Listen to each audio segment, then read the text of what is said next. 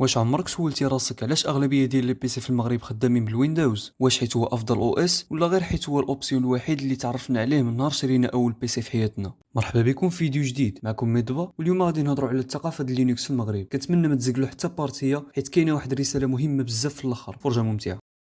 اذا رجعنا شويه للور غادي نكتشفوا بلي الاغلبيه فينا كبر مع ويندوز اكس بي. هادشي بلا ما نهضروا على الواقع المعاش. كتدخل الاداره ويندوز، كتدخل المدرسه كيقريوك وورد اكسل باوربوينت ويندوز، كتمشي تستاجي في شي شركه حتى هي ويندوز. وهادشي كامل ماشي صدفه، هادشي نتيجه استراتيجيه طويله المدى باش يولي ويندوز هو الديفولت تشويس بلا ما يحس اليوزر. الانسان بطبيعته كيمشي مع الحاجه اللي متعود عليها، ديما كيبغي يبقى في الكومفورت زون ديالو. على داكشي كيبان لنا بلي الويندوز هو الطبيعي، واي حاجه اخرى اما غادي نقصوا من القيمه ديالها ولا غادي نضخموها اكثر من القياس. اذا سولنا شي واحد اللي سبق له سمع باللينكس غادي يقول لك اما صعيب ولا معقد، واذا سولتي على الديستروس اللي كيعرف يا غادي يقول لك اوبونتو ولا كالي. وهادشي كيبين باللي المشكل ماشي في القوه ولا الصعوبه ديال نظام التشغيل، وانما في التوعيه التقنيه اللي من الاساس ما كايناش اصلا. واش حنا اللي اخترنا ويندوز ولا غير تفرض علينا؟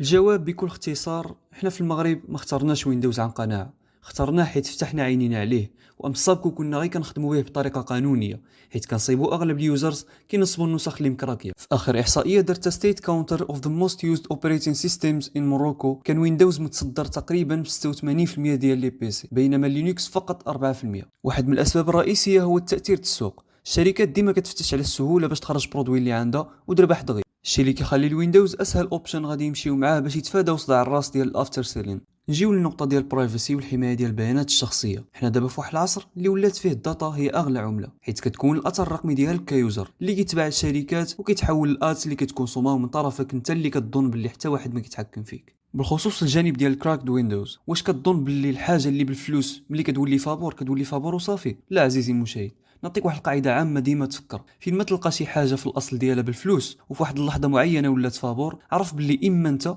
ولا الداتا ديالك ولا نتوما بجوج هما السلعه. ما كنقصدش الاهانه نهائيا، مي فريمون هذا هو الواقع.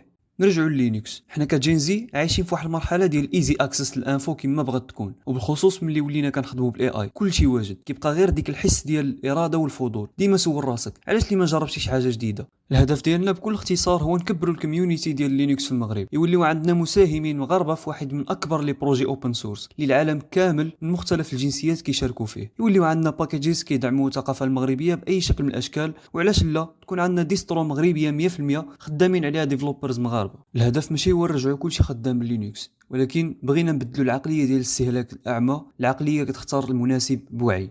الرساله ديالي للناس اللي باغيين يجربوا شي حاجه جديده ويتخلصوا من الجشع ديال الشركات التقنيه، وانا ما كنعممش هاد النقطه، ضروري نذكرها، قلتها في واحد الفيديو وغادي نعاود نقولها. الناس ديال ستريمين جيمين مونتاج كاين البدائل في لينكس، ولكن كيبقى الويندوز افضل انفيرونمون من ناحيه ديال التوافق بين الهاردوير والسوفتوير، حيت الدعم فيه من الشركه ماشي من الكوميونيتي بيناتهم. اما الفئه اللي كتخدم خدمه خفيفه ولا عندها داتا اللي حساسه مثلا وباغا تحافظ عليها، كنصحهم يتحولوا للينكس وغيحسوا بالفرق. اما الناس ديال الاي تي فخلاص ما نحتاجش نقول لكم بلي لينكس واحده من افضل لي زونفيرونمون في هذا الدومين، كلكم عارفينها.